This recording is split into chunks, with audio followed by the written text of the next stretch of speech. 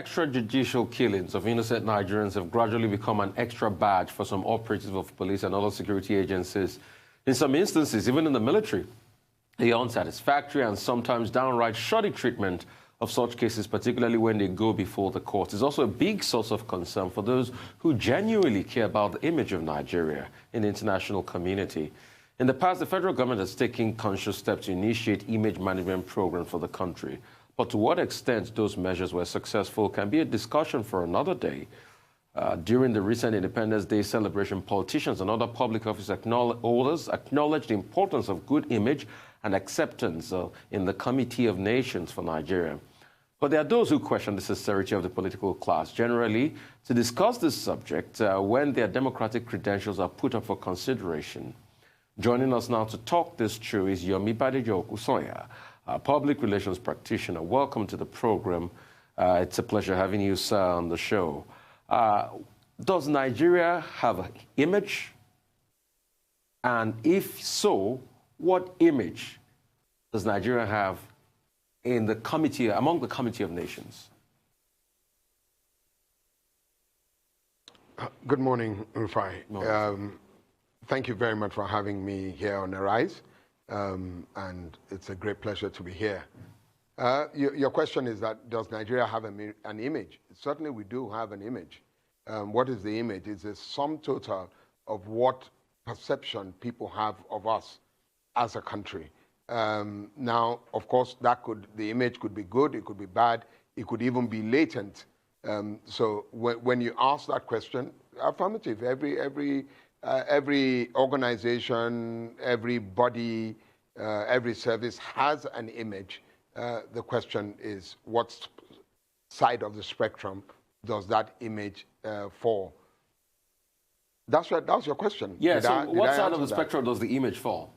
What kind of image do we have among the Committee of Nations? How do other nations see us? Well, currently we do not have what we call a reputation tracker that can tell us in definite terms where we lie. But, I mean, suffice to say that where many people, when it comes to Nigeria, a lot of people think of the country as one, underdeveloped, underachieved, full of some people who have vices. There are some vices, so when you find that Nigerians are somewhere, especially on the global stage, most people do not think favorably of Nigeria. And that has to do with a combination of factors. Some things they have perceived, some things they have experienced, something they have heard. Well, I think the big question is Nigeria at 60 years after independence, we don't seem to have a good image internationally. Yes, occasionally we see Nigerians that do well and we are all excited. But generally it's like Nigeria can do better, either locally or internationally. How do you think we can rebrand Nigeria? If you were to offer advice as a PR perception management expert, what are those areas in our national life that you would say we should rebrand and reprioritize? Thank you, Ruben. The question, let me go back. Let me step back a bit because you've said about rebrand. And let me take it first. A brand is a product with a promise. So there's a lot of consistency. So what the brand says is that if you experience me, you will have this promise. So the first question I need to ask is that what is the promise of Nigeria? What's the consistent promise of Nigeria? So let me use a balance for you, and I use this every time. BMW, the value of a BMW automobile is to take you from point A to point B. But then they've added something to it, and they said it's the ultimate driving machine. So when you sit behind the wheel of a BMW and you punch that button to start the car, what comes to you is that I am about to engage the ultimate driving machine. The same thing with Mercedes-Benz. It says engineered like no other car.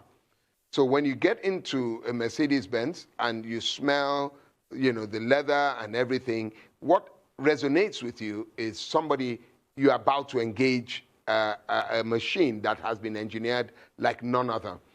So for us, to be a brand, we must hold a promise. And that promise is not something we stumble on. It must be consistent. It must be deliberately worked at.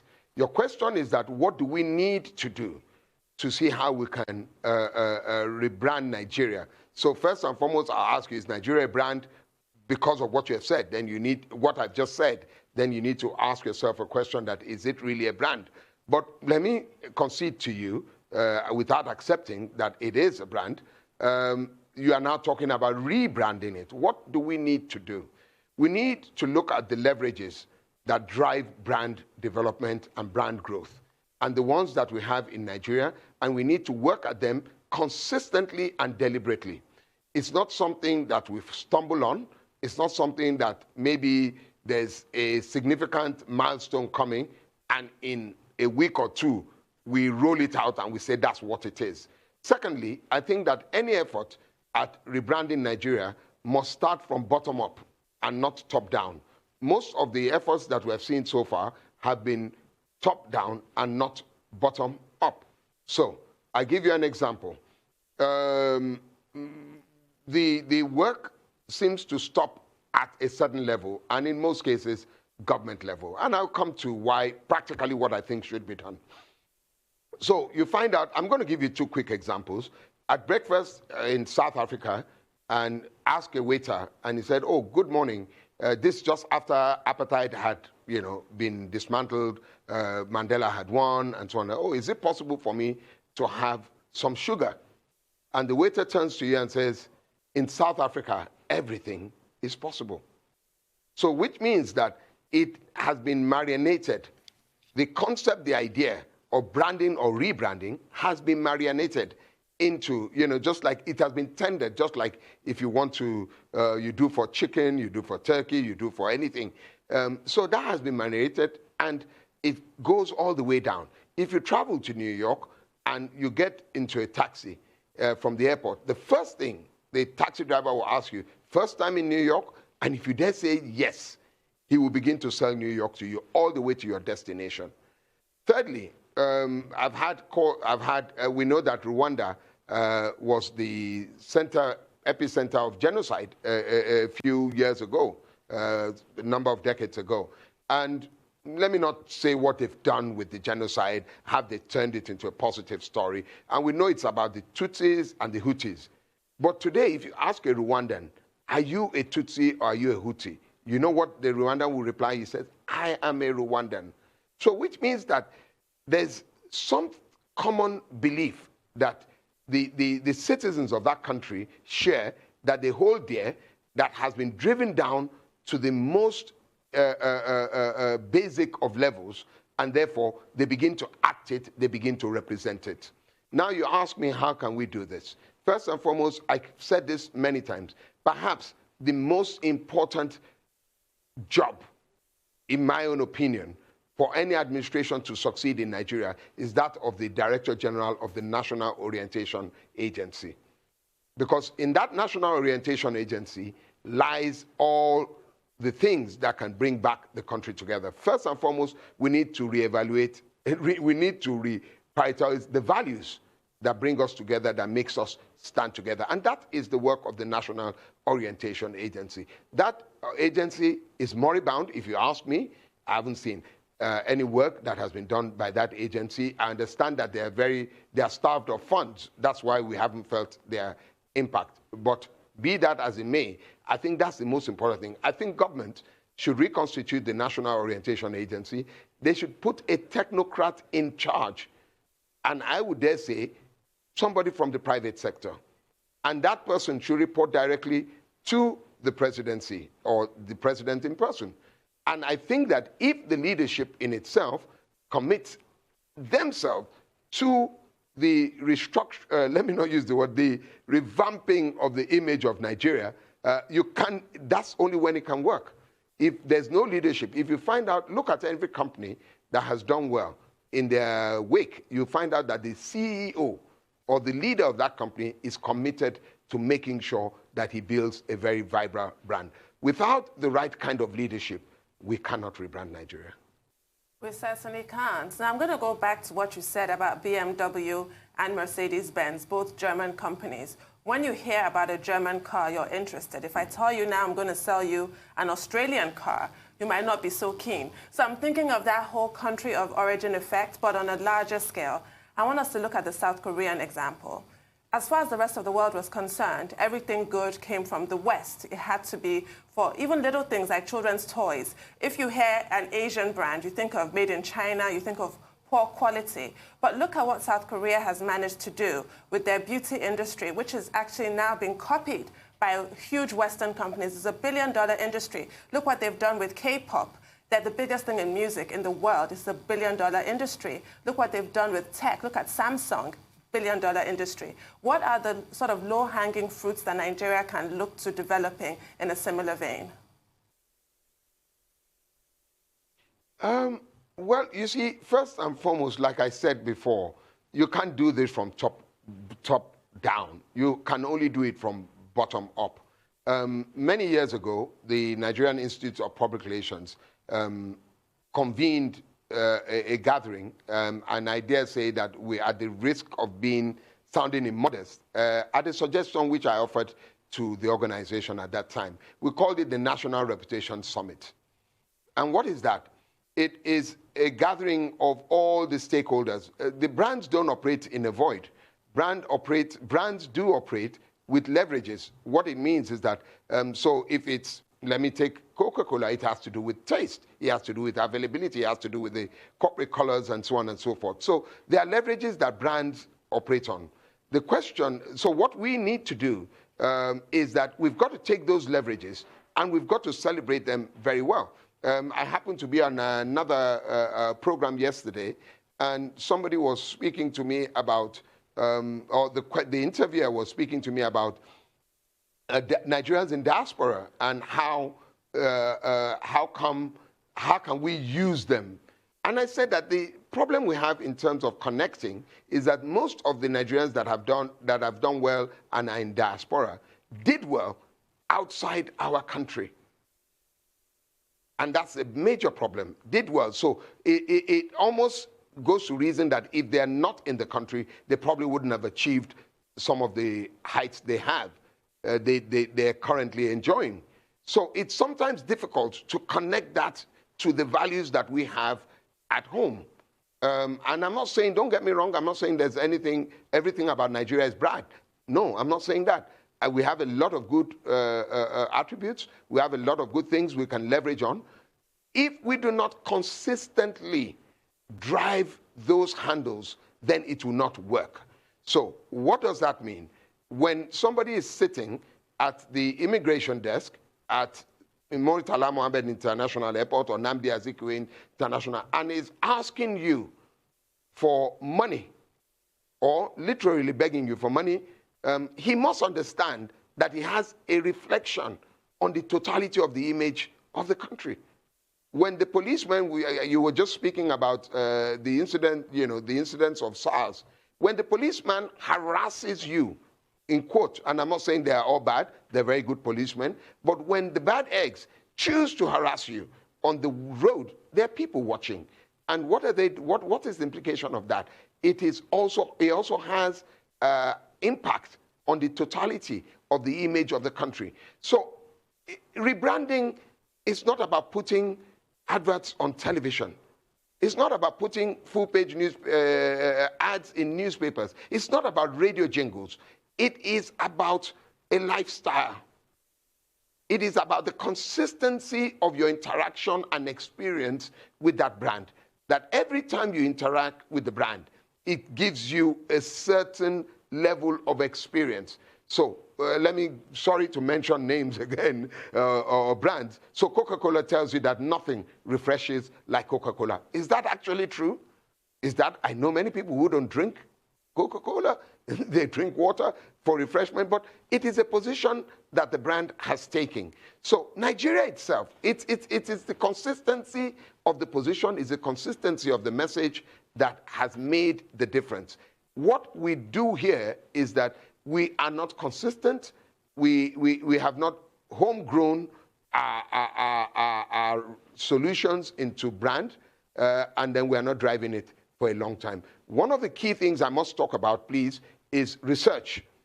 Before you define a brand, a lot of research goes into it. A lot of research goes into it. Feeling the pulse of the people, feeling what the people would agree, and so on and so forth. I don't see a lot of that happening. So back to your question, the answer to your question is that we must strategically approach this. It is not an ad hoc thing. It's not a start and stop thing. It is a long-term thing. Before South Africa came out with It's Possible, it took them a long time to first marinate the internal audience before they went to the external audience. So I've got two questions on my mind. The first one will be, if you say every brand must have a promise, then who should be or who are the architects in crafting the Nigerian promise? Should it be the founding fathers, that led the independence fight in the 60s, or the diamonds of nowadays, the Nigerian people, like President Buhari, call them? And also, I want to talk a little bit further about the narrative. I think it was Chimamanda Ngozi Adichie that calls it the idea of a single story. The narrative that comes out of Nigeria. Has that been done? Do we get that enough? I mean, I'll give you a quick instance when we're talking about products. Till date, people that want to build home knows that wires and cables made in Nigeria are better than even the ones imported. Well, do we push that narrative enough? And how do we push this narrative? And who should be the sort of like a curator of the Nigerian narrative? Yeah, the danger of a single story. That's what Chimamanda calls it. Thank you so much for that, Professor. Yeah. Go ahead, sir. Okay. Thank you very much, Rufai. Thank you. Now, I'm going to put people on the spot, and I hope you don't mind. I just flipped through a copy of today's This Day, and I saw an advert by CBN saying, "Buy Nigerian, so to build Nigeria," or something like that. There's a campaign like that going on. How many innocent vehicles does Central Bank of Nigeria have? Does the governor of the Central Bank of Nigeria drive an innocent vehicle? So you would say to me, I should buy Nigeria. And then you're telling me to buy Nigeria, you're not buying. Action, they say, it speaks louder than words. I have seen some of the most beautiful vehicles by innocent. So has government given us a policy to say that every government establishment, unless what you're looking for is not produced by innocent, then that's the only time you are allowed to go and buy another product? If we see government leading by example, then we will follow. I just wanted to pick up on that. Secondly, you talked about this thing. Let me take the latter part of your question, which is about the single story. In communication, especially in advertising, we call it the unique selling point. And Chimamanda only reinforces what I'm talking about. So what is our unique selling point? And I'm sure some of you that are old enough in those days, I mean, you remember a slogan that our parents knew in those days. We heard it from our parents: see Paris and die. See Paris and die. I don't know how many people can remember that slogan. Unique selling point. And so in those days, our parents, everybody wanted to go to France. Everybody wanted to go to France. Now, you talked about who should be crafting this narrative. I thought I had given my own thinking about that. It must be driven at the very top. It is not something that you hand down. And I said it, if you find organizations that are doing well, that they have strong brands in the marketplace, they are largely driven by their CEOs. So this must be the responsibility of the President and Commander-in-Chief of the Armed Forces of Nigeria. And I've said to you, in devolving it, if I were the president today, I would strengthen the National Orientation Agency. I'll give them the charge to rebuild or redefine the values that we Nigerians have. And when you're going into that, you realize that there are many things that have to go there. There cannot be progress without justice and equity if we are going to go there. So whether it's real, whether it's perceived, we must address some of these issues. Because guess what? The reason why there's so much disparity in our brand communication is because we have very serious fault lines. The fault lines that exist in this nation are quite significant and possibly widening by the day. So we must address those issues in such a way that we as a citizen will take ownership of this country. Many times we go outside the country and you find Nigerians who are in diaspora. Maybe I say this best in Yoruba. That's your Nigeria. Nigeria inye. And this said by people who probably were your classmates or even members of your family, but they don't think that there's any ownership. We as the government must bring us into the picture. And that's where I said, so the research, there's something in, I believe, Shell, when we used to work for Shell. I think it was called the Mori Report, if I remember very right. And what is that report? It measures the perception of the organization vis-a-vis competition. And if you're doing well, it moves to the right. If you're not doing so well, it moves to the left. And therefore, our task was to make sure that we moved along certain indices to the right. So if we put in this research, let me take one point on that. Now, if we put in the research, it will deal with the issue of trust. Why are the citizenry not in trust relationship with the government that is leading them? If we know what the issues are, then we can address them, we can improve on them, then there's bigger trust from the citizenry. And what does bigger trust translate to? It translates to ownership. Like the Rwanda case I gave to you, it translates to ownership. We Nigerians must own the country. We must feel as if things that are being done on our behalf. And then we must have a stake. Sometimes the government may do things that are not, on the face of it, doesn't look in our interest, like increasing fuel price increase. But you can explain that to us, that these are necessary things that must be done for us to move forward. So in answering that question, the responsibility lies with the leadership of the government of the Federation. Well, Badejo-Okusanya, you've said a lot, and the advert you are referring to is on page 22 of today's edition of This Day newspaper. That's the advert by the Central Bank of Nigeria. And then you made the point about serious fault lines. The president says those fault lines that you refer to are artificially constructed. You say that they're very serious. But what will you consider to be Nigeria's unique selling point 60 years after independence? I guess it can't all be doom and gloom.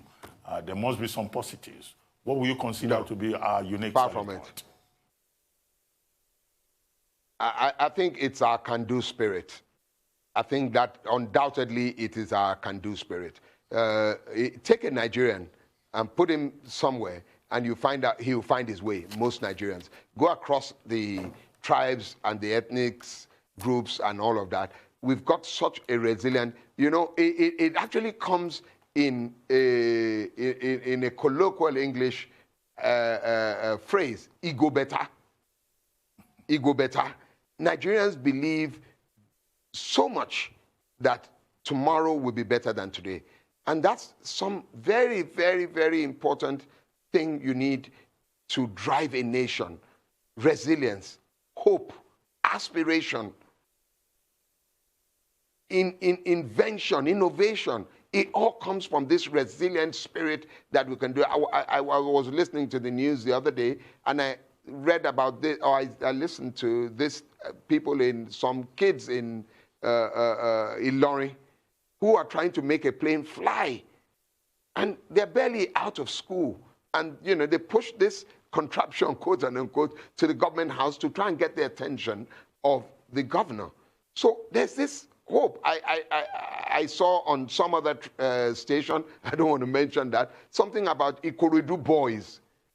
These are people who are mimicking or they're producing like a copycat of great movies or trailers or musical videos and so on and so forth with little or nothing.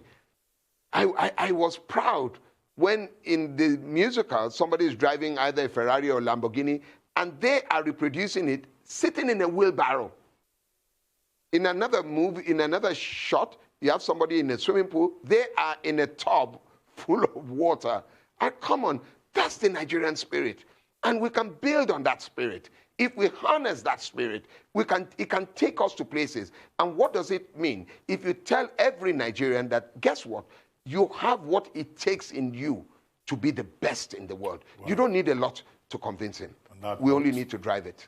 On that note, we'd like to thank you very much, Yomi Badejo-Okusanya, for joining us on today's edition of The Morning Show. Thank you very much indeed.